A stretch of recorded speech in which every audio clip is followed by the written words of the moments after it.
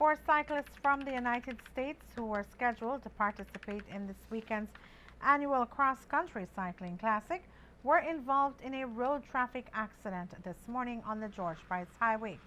The four men, along with two women, were between mile 13 and 14 in the village of Hattieville when the incident occurred.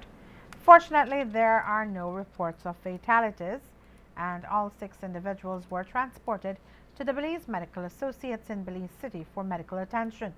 Second in command of the Hattieville Police Station, Sergeant Keith Clark, shared more details. 9:38 a.m. on today's date, Thursday, 24th March 2016, based on information received of a road traffic accident between miles 13 and 14 on the George Price Highway, Belize District.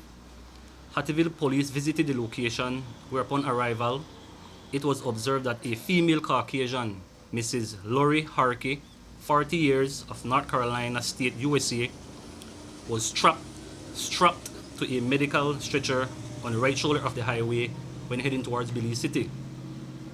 Also observed in the right lane of the highway was a brown in color Toyota Tacoma pickup with license plate number BCC 36639 with the front windshield partially shattered. 6 damaged professional cycling bicycles were also observed on the right shoulder of the highway, about 10 feet in front of where the pickup was. Investigations reveal that around 9:30 a.m. on today's date,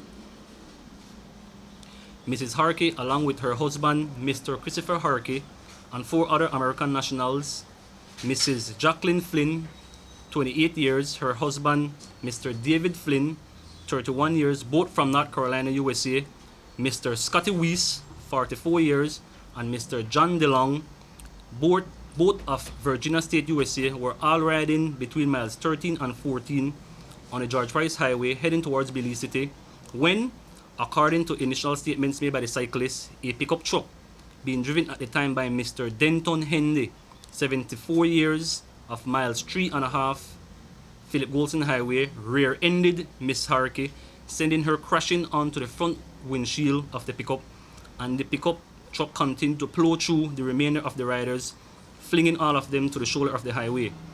Mrs. Harkey sustained serious injuries and was immediately ferried to the Belize Medical Associates via ambulance. The remaining 5 cyclists received varying face and body injuries and were subsequently taken to the Belize Medical Associates via private motor vehicle.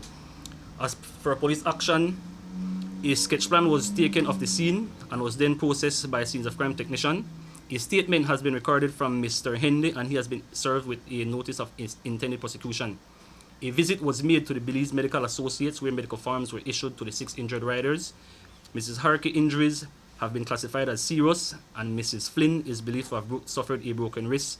All riders are currently being treated at the Belize Medical Associates. The 2 women suffered the more serious injuries as one had a broken collarbone and the other had injuries to the face and bruises and scratches. We understand all 6 were treated and released. President of the Belize Cycling Federation, Dion Leslie, spoke with Love News about the incident. It was 6 of them who got knocked down, being Chris Harkey and his wife Lori, David Flynn and his wife Jackie, Scotty Weaves and John DeLong. They all, Lori taking the brunt of the hit from the impact from the vehicle. So she's still at Belize Medical Associates under observation, undergoing various tests. So we don't know how I know she's conscious, her vital signs are good, so that's good news for now. So we're just waiting the results of the tests. The other cyclists, they got some cuts and bruises and, so we're just waiting. I have not asked them, and I will not ask them if they're still riding. That I think now is not the time nor the place to do that. Our first and foremost concern is the health of Lori. They will tell me when they're ready whether they decide to do, and it does impact it in a way that there is this hype that builds before every cross country, and this it kind of deflates the hype a little bit.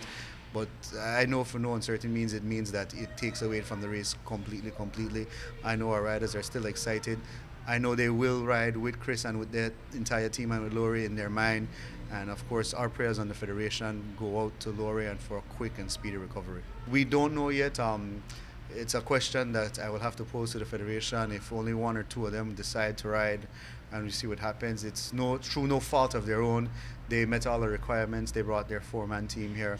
But we will sit down. It's a decision I won't make unilaterally. Something I'll sit down with the executive and we will go over if one or two of them do decide to ride or if four of them decide to ride. Leslie says it is important that motorists be aware of the cyclists and be considerate since there is an increase of cyclists on the road. He said the riders also need to take necessary precautions.